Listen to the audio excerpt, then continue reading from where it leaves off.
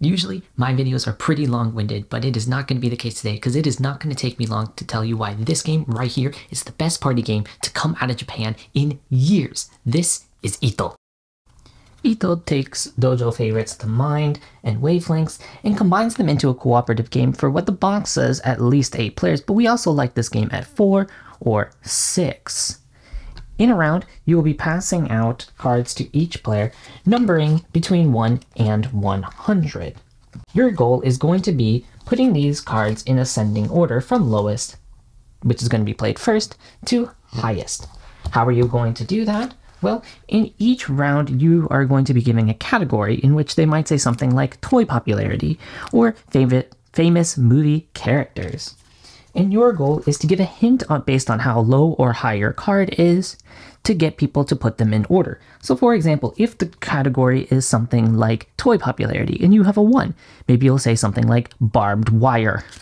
But if you have something like 94, maybe you'll say something like Barbie. You'll keep playing the cards in order, which this is good, but if you mess up here like we did, where 2 is lower than 51, you then lose a life. If you lose 3 lives, the game is over. Now, your goal is to survive 3 rounds of this game, with each round increasing in difficulty because each player will be given 1 more card. So in round 1, each player will be given 1 card, in round 2, 2 cards, and in round 3, 3 cards. Now, in the 3rd round, you are given a little bit of some help because the first thing you'll do is flip over the top card, and after drawing the category, you will then decide as a team what hint would meet that. So if, again, you're given toy popularity or maybe pizza topping, you'll have to figure out what 24 is as a team, and then you can gauge it based on that. If you get through 3 rounds and survive without losing your 3 lives, you win. It should be said that if you survive a round, like after round 1 and after round 2, you do get 1 life back, and it says that at the bottom of the card right here. And that's how you play Ito. So let's just start right away with one of the games that we compared it to, Wavelength. Now, Wavelength was universally praised, but one of the things that people were pretty consistent on was in the downtime that happened during the game. Now, it's something that you can always try to coax the other team into guessing, well, is chocolate really that sweet, or did they really mean it as something bitter on one end or the other? But it really did feel like you were playing half the game because there was a lot of downtime.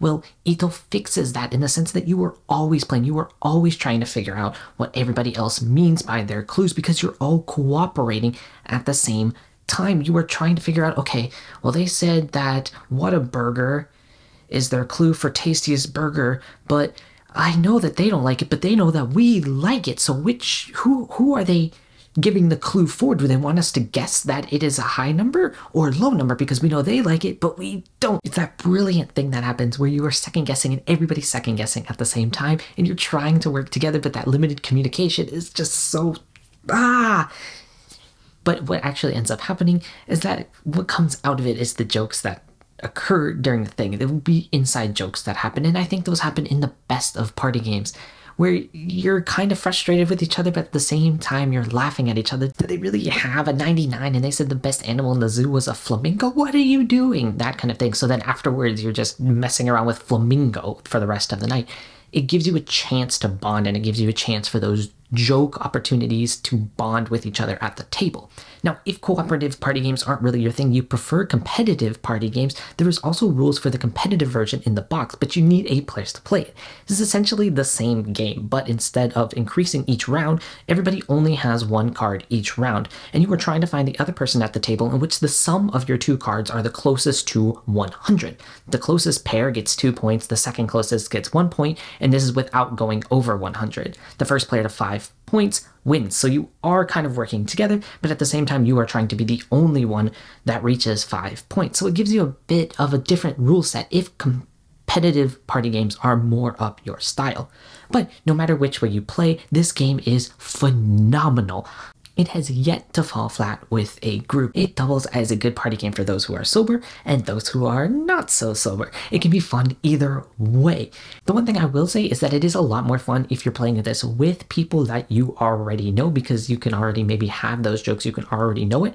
But it is actually one of those rare party games that does work pretty well with people you don't know, because a lot of the cards are something like, what is the most ferocious animal? What is the most popular burger chain? Or something like that. And those are ways to to interact with people that maybe you are just meeting for the first time. Then we do need to address one thing, and that is that this game only comes in Japanese. But I assure you it doesn't actually end up being a problem, because if you have Google Translate, the app on your phone, and you have the camera settings, the print on these cards are pretty big, in which Google Translate has had no problems with the camera just holding it over the card, and it spits it right out, because it generally doesn't have a whole lot of text on the card. It will just say most ferocious animal, best breakfast food, something like that. So it really is no problem.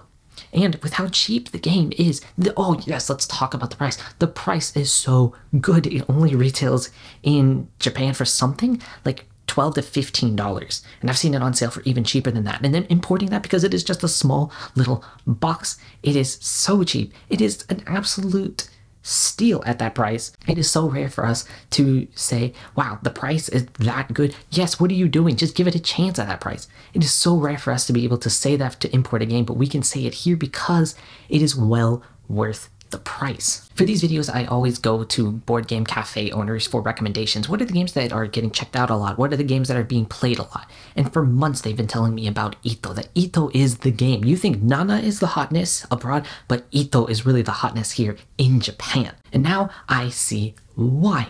I can see why 8 to 10 people bring this off the shelf right away when they come to the board game cafe and are laughing for about an hour. I can now see it. I see why this game is so popular. I see why they sell it everywhere now. And I would be not doing my job properly if I keep this from you any longer. So if you like party games like Wavelength, where you can have fun with it, maybe have some moments where you're like, what are you doing? If you don't mind that kind of setting, you just want to have a silly party game that could be both cooperative and competitive, I don't even know what you're still doing. Go on Amazon Japan, go on Boldogay, go on whatever site you want and get this one. This one gets the rare 3-star essential collection recommendation from us. It is a fantastic game, one of the best party games I've played in general, not even just out of Japan. This is one of the best party games I've played in years. Thank you so much for watching today. ありがとうございました。じゃあね、楽しんでね。